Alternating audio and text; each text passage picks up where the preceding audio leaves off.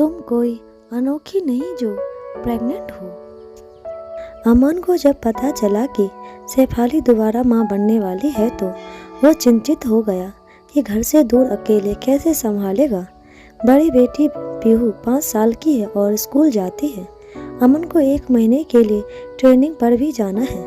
उसने शेफाली से कहा कि घर से मम्मी को बुला लेते हैं या फिर तुम चले जाओ ससुराल, और वो भी प्रेगनेंसी की हालत में।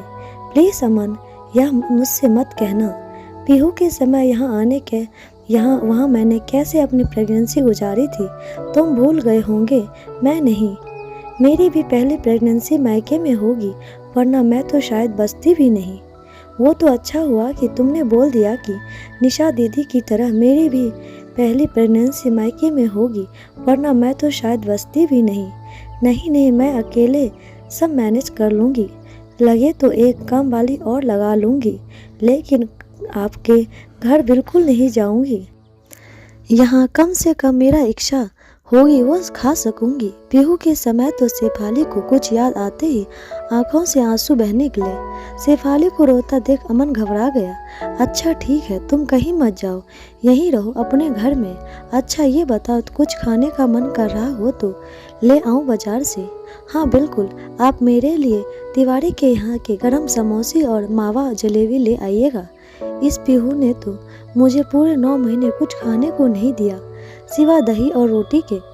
अब देखना है कि ये बेबी कुछ खाने देगा या फिर अपनी दीदी की तरह उल्टी ही करवाएगा। शेफाली भी मुस्कुराते हुए बोली।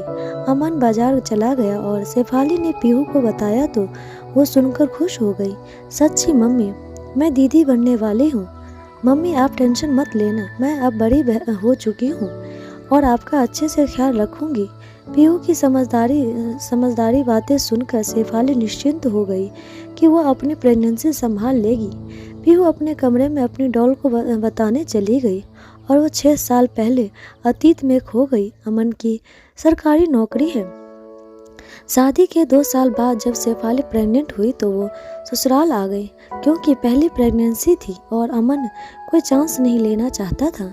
इसीलिए उसने शेफाली को घर, जो कि गांव में है, छोड़ दिया और खुद हर 2 या 3 महीने पर आता रहता। गांव में शेफाली को बहुत ज़्यादा परेशानी हो रही थी, क्योंकि सास को उससे ज़्यादा अपनी बेटी, क्योंकि वो भी प्रेग्नेंट थी, की फिक्र थी। अब ससुराल में हो तो सभी कामों की जिम्मेदारी भी बहू की होती है। शेफाली सब काम कर लेती, लेकिन खाना बनाते समय उसे मसालों से उबकाई आने लगती। उसने सासू जी से कहा, मम्मी जी मैं सब खाना बना दूंगी, लेकिन मसाले वाली सब्जी अब आप बना दीजिए।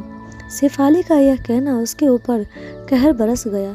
तू कोई अनोखी नहीं आई है जो पेट से है, मैंने भी 5 बच्चे जने हैं। घर का काम करते करते शेफाली के लिए प्रेगनेंसी एक सजा बन गई। एक तो ससुराल गांव में, जहां शाम 5 बजते ही लाइट चली जाती और सुबह 4 बजे आती। अमन भी उसके पास नहीं था जिससे वो अपनी तकलीफ कह सके। उसे भूख लगती और चीज़ें भी खाने का मन करता, लेकिन वो कुछ नहीं खाती। उसे उल्टी हो जाती और उसके बाद उसका बीपी भी कम हो जाता। वो निढाल बिस्तर पर पड़ी रहती, लेकिन सासू जी एक बार भी हालचाल नहीं लेती। उल्टा घर के कामों में देरी और उनकी भूखी बेटी शेफाली की ननद के लिए खाना नहीं बनाया, उसके लिए ताने दिए जाते। उन तानों को शेफाली दही और रोटी खाकर पचाती। सिर्फ दही ही था जिसे खाने से उसे उल्टी नहीं हो रही थी।